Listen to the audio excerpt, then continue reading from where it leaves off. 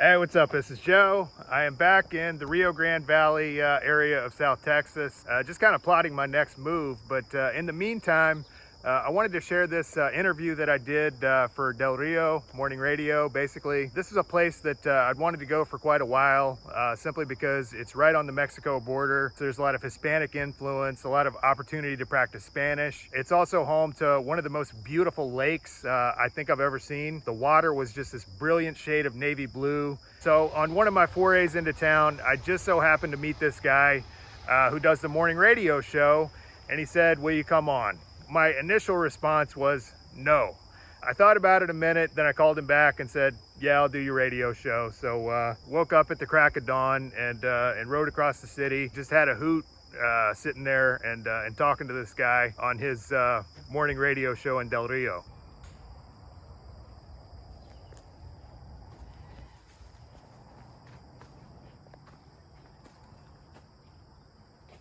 So as always, if you enjoy this video, please hit like and subscribe.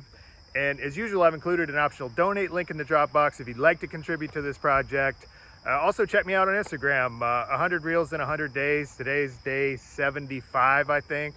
It's at Dirty Motorcycle Vagabond. Otherwise, thanks for watching, and we'll see you on the road.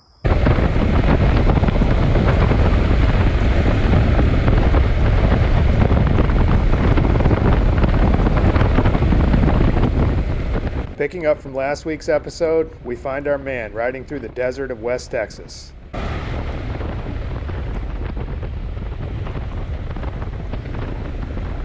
never expected to be doing a morning radio show in a couple of days, or frankly at any point ever.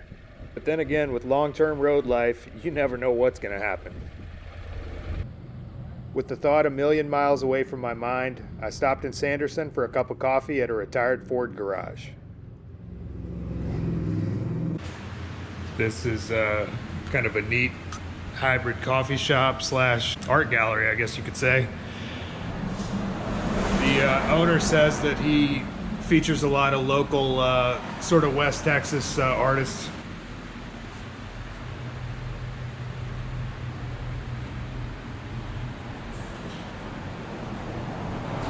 The Bride of Terlingua.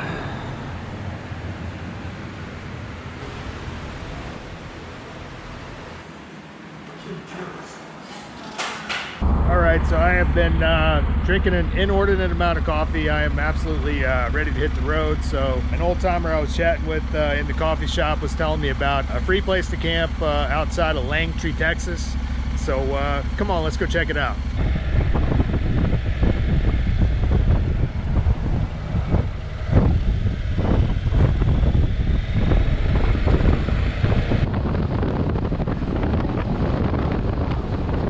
Langtry was historically the workplace of one of the most baddest-ass lawmen in the West, Judge Roy Bean. Not more than a stone's throw away from the U.S.-Mexico border, the place couldn't be any weirder.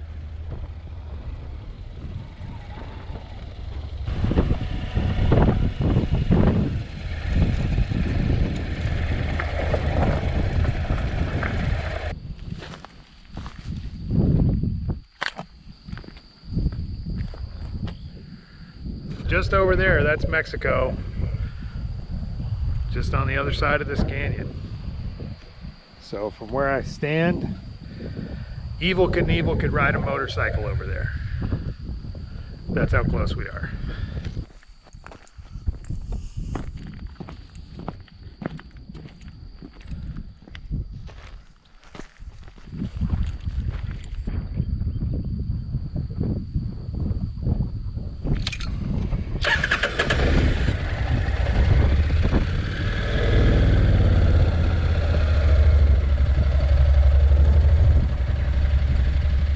Way out here in the middle of nowhere, there's a community center next to which you can camp for a suggested donation of $5.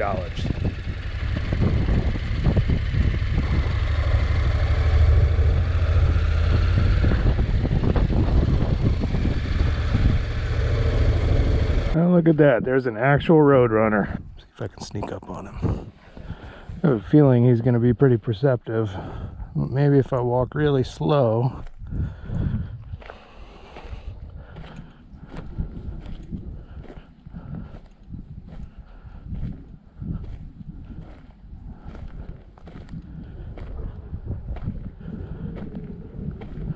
And there he goes.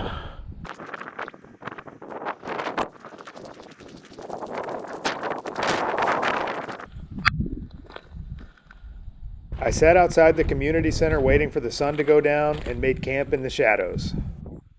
There was something weird about staying out here that I can't quite put into words. In spite of the fact that I didn't see a living soul, I had the constant feeling of being watched. Alright, so West Texas. Slept actually pretty good over there. I went to bed about 9. The accumulation of all the riding that I've been doing really took it out of me. So Del Rio is about 50 miles over that way. So I'm going to make it to that and try to get settled in for a bit and sort of rest up. I'm almost close enough to Harlingen, which is my objective, to fly out to Florida to work. I'm almost there. There's a lot of interesting cacti around here. This is sort of a rock cactus garden. See you on the road.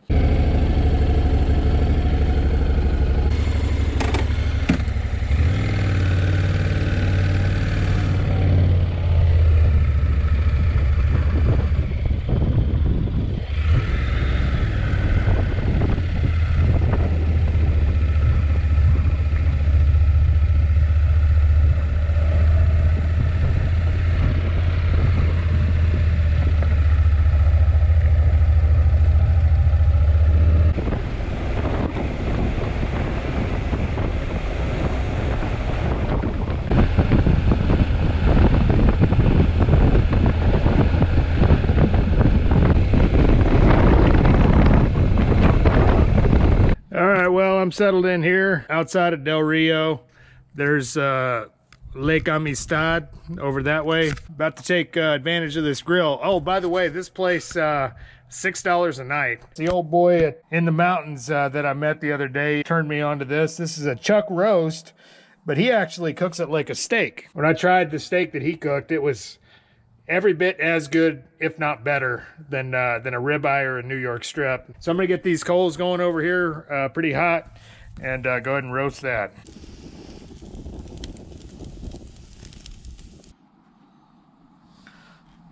I think I know what I did wrong. He was telling me get the coals really, really hot. I kind of jumped the gun and threw it on there.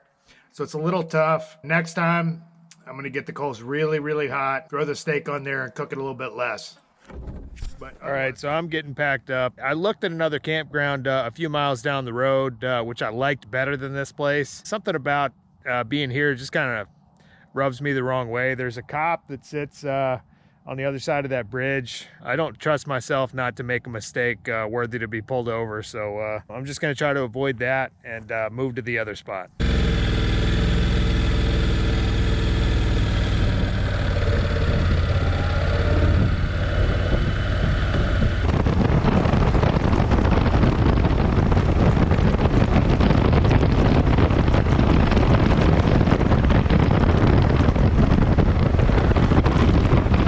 It was on this foray into town that I came into the presence of a man named Joel, the host of a local morning radio show.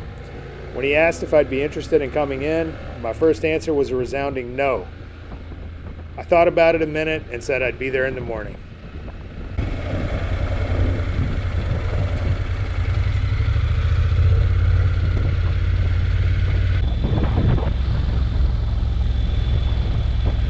So there she is. Got everything bungeed down. It does get pretty windy in this area of Texas, and most of Texas for that matter, but should be a good little spot. Sun comes up from that way and obviously goes in a trajectory, so it should give me most of the day. I should have some shade. So I got these beautiful thinly sliced ribeyes from the store. Value beef, about half the price of whatever non-value beef is. I hope that's a good thing and not human meat or something.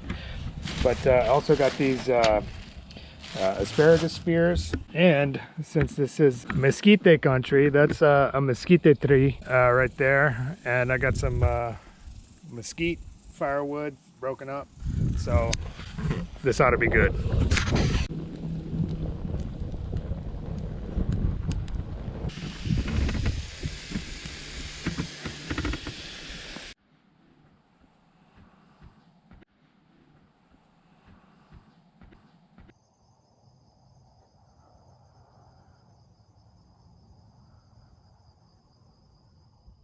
The only problem with doing a morning radio show, I decided, is that it's in the morning. I woke up 30 minutes before my alarm went off and headed to the KTDR station.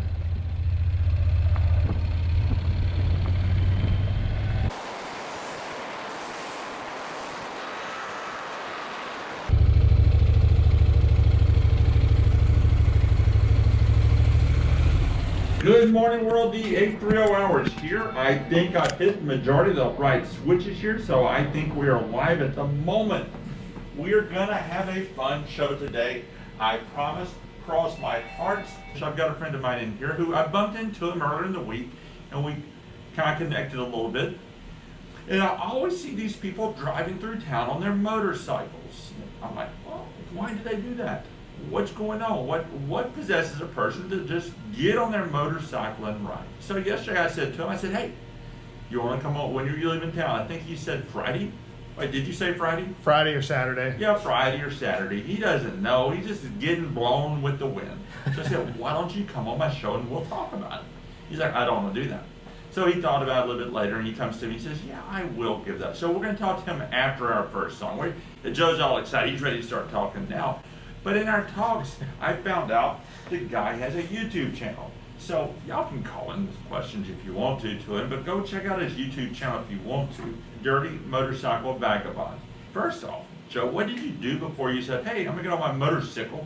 So I worked a bunch of odd jobs, construction. I drove a box truck for a furniture moving company for a while. When I hit the road, I got pretty tight with some other guys that have been on the road a long time. So I kind of like hung onto their coattails for a while and learned kind of the basics of what I would need to do. Of course, I live in the woods, you know, about 300 days out of the year. Stop. You live in the woods? Pretty much, yeah. Back home, I grew up hunting and fishing and camping in the woods with my grandfather. He was a big international travel guy who was always taking trips to South America, you know, all over the world. That's kind of where I inherited my love of travel. And you just kind of get blown by the wind. Wherever you want to go, whoop, let's go there. Well, if there's somewhere interesting, like in my head that I haven't been yet, and I want to go there because I think it'll be interesting content, I'll go there and kind of explore it. Either you've learned a lot over 3.5 years, or you had some type of filmmaking experience beforehand.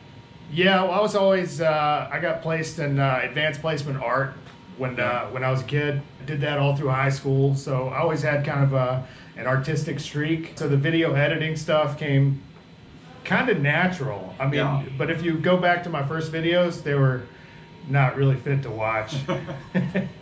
When I heard Dirty Motorcycle Vagabond, I don't know. Joe, are you a serial killer, by the way? No, sir. Okay, so I don't really know. What I know about Joe is he's riding across America. We both got some of the same issues, so we hang out some. You're going to Biketoberfest, is it? Yeah, so I work for a company called Memphis Shades. My boss is flying me out from Harlingen, Texas to Daytona Beach to work Biketoberfest. Of course, they just got hit by a bad hurricane out there, so, you know, we're going to see how it goes. But don't worry, the bikers will get there. Florida we always knows get how there. to do hurricanes. What was it, 2 weeks ago? You were in Yellowstone Park?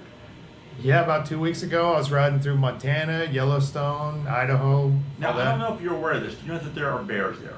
Yes, sir. And you were sleeping on the ground there? Absolutely. So you know that the bears can just come in like you're a yummy snack for them. As it turned out, when I was in Montana, I was in moose rutting season. Oh, my. And that's almost worse than bears, because if you get in between a cow and a bull, you're in trouble. So what kind of bike do you have? So I'm on a Honda NC 750X. It's kind of a sort of a lightweight dual sport kind of deal, which is kind of an all-terrain sort of a bike. For me, it's good because, you know, I spend a lot of time getting into the woods and then do higher speeds on the highway. How fast can it go on the highway? I do about 90. 90 miles an hour? 90 miles an hour going, turning 4,200 RPM. For 750, that's pretty good. Okay, you're saying you go like, you leave a town and go, well, let's go 90 now? Or, oh, yeah. You ever got caught? Well, I mean, if of course I obey all the posted speed limits. Well, no, you not. If you're going 90, there's nowhere in the U.S. is 90 the speed limit. What have you learned about yourself on this adventure? One of the things you learn on a long road trip is how you respond to stressful situations. And one of the things you get better at is when you get in a stressful situation, like for instance, bad weather, being cold, wet, hungry, you learn how to sort of keep your head about you a little better to not be bothered by it quite as much. So what's the most stressful situation you've encountered? Riding through hailstorms, that's always pretty stressful. Getting kicked out of places in the pouring down rain. But you know, the converse of that is, especially when I'm traveling in Mexico, I just have people bend over backwards, invite me into their homes, and just kind of take me in like a member of the family. And that's one reason why I keep going back down there. Tell us what a day is like when you're out on the road. I try to make a video, put a video out every week on Thursday at 2 p.m. Or 3 p.m. your time. So we will have 4 days of Del Rio on the video you released today. So I'm still making videos from actually Utah. Today's going to be Utah Day. Del Rio is going to be a couple weeks down the road. You know, I felt the disappointment rolling through. It's like we were just told we're not getting a Texas Roadhouse or something. I heard about that, right? A little bit of a controversy there. A little bit of a controversy. I think it's a little bit of a lack of communication. You know, but we're not here to talk Texas Road. We did that yesterday. Enough drama with that. We're here to talk motorcycles.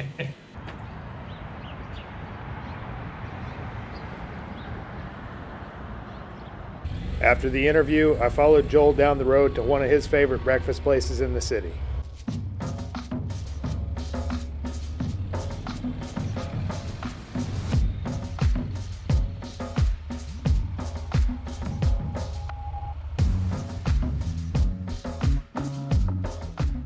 It's unfortunate that in what was arguably the best part of this video, I've had to remove the audio entirely to avoid a copyright strike. Suffice to say that Chinto's deals up some of the best tacos in Del Rio, and his place is seriously highly recommended, even by a hardcore foodie like me.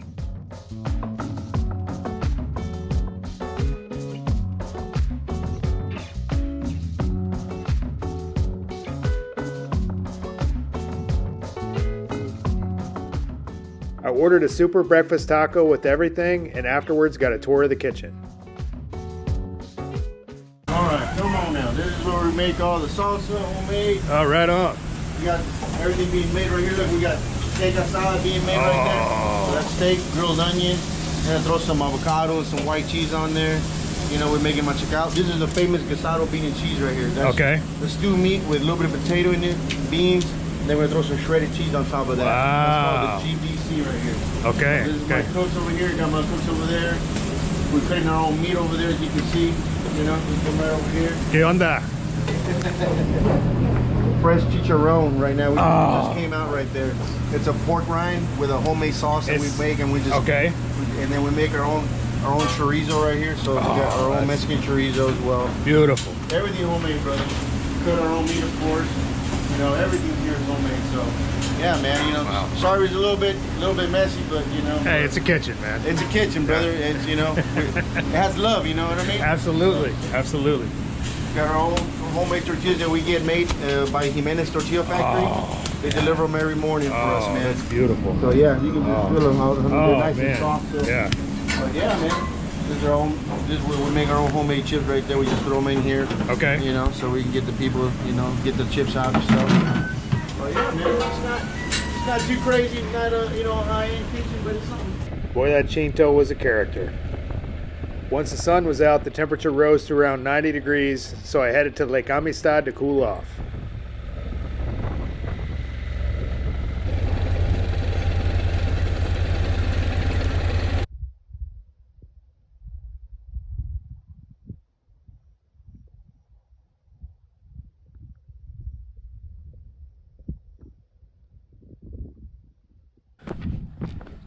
That is some very blue water. About 85, 90 degrees, so good day for a swim. This is a pretty remarkable lake, extremely clear water. Apparently this is the convergence of 3 of the rivers around here, one of which being the Rio Grande.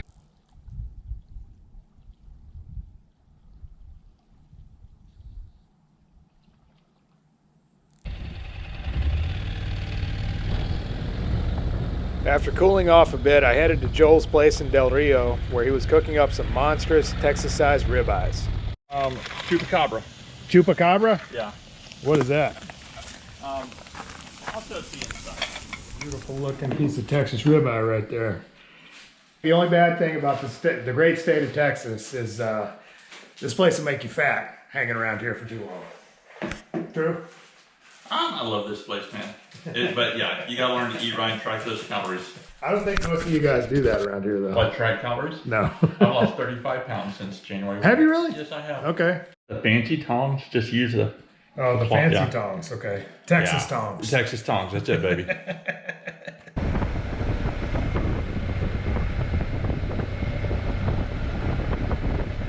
Came up, I'm just about to leave this awesome spot in Del Rio. This place was $6 a night, obviously. So heading to Harlingen and get ready to fly out to Florida to work Biketoberfest. It was an absolute blast hanging out and getting to know some of the cast of characters of Del Rio, as well as an honor doing Joel's radio show. I highly recommend the place for anyone interested in pristine waters and gigantic Texas portions. As for me, I had a motorcycle rally to get to, and it was high time to hit the road.